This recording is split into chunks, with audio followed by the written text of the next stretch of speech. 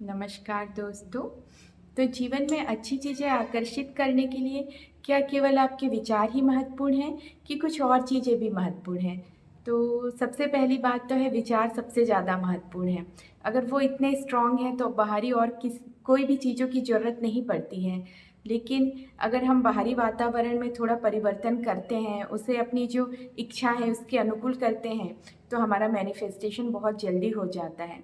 बाहरी वातावरण किस तरीके से हमें सहयोग करता है या किस तरीके से हम उसका उपयोग कर सकते हैं, इसे समझने के लिए आप पूरा वीडियो देखें तो आपको ये बहुत अच्छे से समझ में आएगा। तो मैं द सीक्रेट से एक स्टोरी आपको सुनाना चाहूँगी।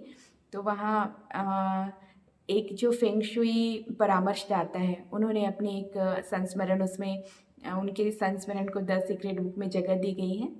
तो वो लिखती हैं कि एक बार वो बहुत फ़ेमस हॉलीवुड डायरेक्टर के घर गई और उन्होंने देखा कि उनके ड्राइंग रूम में जगह-जगह पर एक पेंटिंग लगी है, जिसमें एक बहुत सुंदर महिला अपना मुँह इस तरीके से मतलब पीछे की तरफ फेर के खड़ी हैं।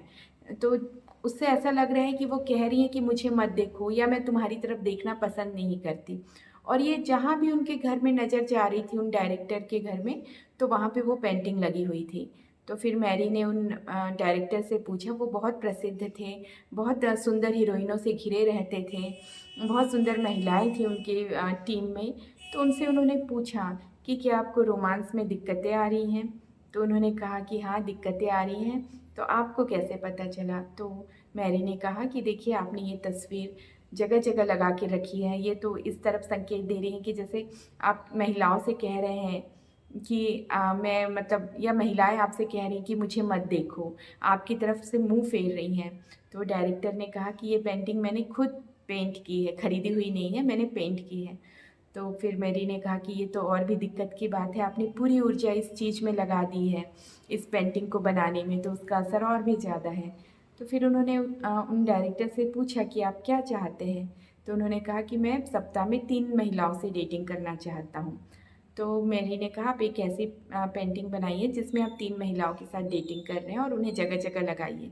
तो उन्होंने ऐसे ही किया। कुछ समय बाद जब मैरी उनसे मिली, तो उन्होंने पूछा कि कैसा चल रहा है? तो उन्होंने कहा कि हाँ, पहले जब ऐसा समय था कि मेरी जो लाइफ़ थी उसमें महिलाएँ थी ही नहीं। अब ऐसा है कि सारी खूबसूरत महिलाएँ मेरे साथ जाना चाहती हैं, घूमने जाना चाहती हैं, मेरे साथ टाइम बिताने के लिए वे आपस में झगड़ा कर रही हैं। लेकिन अब मैं स्थायी रिश्ता चाहता हूँ और मैं शादी करना चाहता हूँ। तो मैरी ने कहा आप एक ऐसी पेंटिंग बनाइए, एक इसको इंडिकेट करते हुए एक सुंदर कपल की पेंटिंग बनाइए और उन्होंने कई सारी इस तरीके की पेंटिंग बनाई और अपने घर में लगाई और इसके 1 साल के भीतर उनकी शादी हो गई।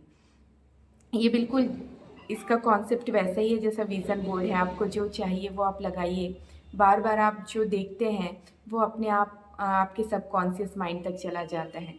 जैसे भारत में पहले जो श्रृंगार है या सजना-धजना है, उसको पति की लंबी आयु के साथ लिया जाता था या श्रृंगार ज़्यादातर विवाहित महिलाएँ ही करती थीं। तो आप देखेंगे कि जितने भी व्रत हैं जो पति की आयु से संबंधित हैं, उसमें श्रृंगार सामग्री चढ़ाई जाती है भगवान को या देवी को।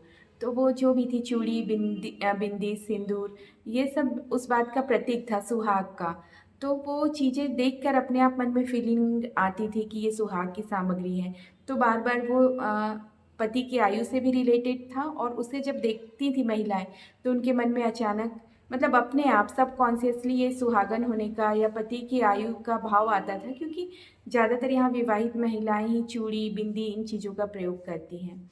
या फिर आप देखेंगे कि जैसे दिवाली है, तो दिवाली की पूजा में महिलाएँ अपने पूरे जो सोने-चांदी के आभूषण पहन के बैठती थीं और तिजोरियों की, गहनों की और जो भी घर में पैसे हैं, उनकी पूजा की जाती है। अच्छे-अच्छे पकवान बनाए जाते हैं, मतलब ये सारी चीज़ें समृद्धि को दर्शा रही हैं।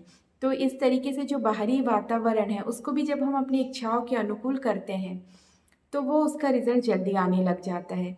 जैसे कई लोग हैं कि अच्छे प्रेम संबंध चाहते हैं, सफल प्रेम संबंध चाहते हैं, लेकिन आप देखेंगे उनका व्हाट्सएप स्टेटस या जो भी दूसरे स्टेटस है या रील्स हैं, उसमें बेवफ़ाई वाले गाने या बेवफ़ाई वाला स्टेटस या प्यार में धोखा, इस तरीके का जो वो स्टेटस लगाते हैं। तो आप सोचिए जब उनका पूरी एनर्जी इस चीज़ को दे रहे हैं, तो मधुर प्रेम संबंध उन्हें कहाँ से मिलेंगे? या फिर आप चाहते हैं कि आप बहुत अमीर हो लेकिन आप जो है हमेशा पैसों का रोना रोते हैं, या आप एक-एक चीज़ को बहुत सँभाल के यूज़ कर रहे हैं। आपके कपड़े घिसा गए हैं या पर्दे घर के घिसा गए हैं, लेकिन आप उन्हें बदल नहीं रहे हैं। तो आप किस तरीके से समृद्धि को आकर्षित कर रहे हैं, आप यही सोचिए।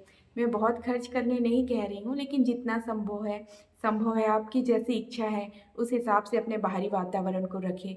अगर आप अमीर होना चाहते हैं तो आप चीज़ें अच्छे से ऑर्गेनाइज़ करें, अच्छी चीज़ें उपयोग करें, अपने को भी महत्व दें, जितना संभव है अपने ऊपर खर्च करें। देखेंगे परिस्थितियाँ अपने आप बदल जाएँगी।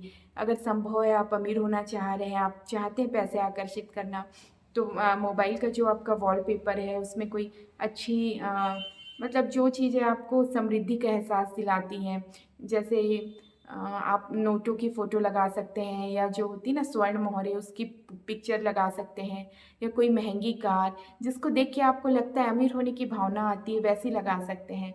अगर आप शादी आकर्षित करना चाह रहे हैं या सोलमेट ढूंढ रहे हैं, तो कोई हैप्पी कपल, मुस्कुराता हुआ कपल जिनको देख के आपको फीलिंग आ रही है कि हाँ ये एक दूसरे के लिए बने हुए हैं, ऐसी चीज़ें, ऐसी तस्वीरें अपने कमरे में लगाइए, मोबाइल के वॉलपेपर में लगाइए। अपने जीवन में संतान लाना चाह रहे हैं तो सुंदर बच्चों की फ़ोटोज़ लगाइए। मतलब आपको देख के आपकी माइंड को वो अपने आप सिग्नल चला जाएगा, और आपकी इच्छाएँ अपने आप बिना किसी प्रयास के पूरी हो जाएँगी। बाहरी वातावरण भी बहुत महत्वपूर्ण है, इस पर भी ध्यान दीजिए। खुश रहना तो महत्वपूर्ण है ही, और अगर आप इन छोटी-छोटी टिप्स पर ध्यान देंगे तो आपका मैनिफेस्टेशन बहुत जल्दी होगा। और मुझे सुनने के लिए आप सबका धन्यवाद।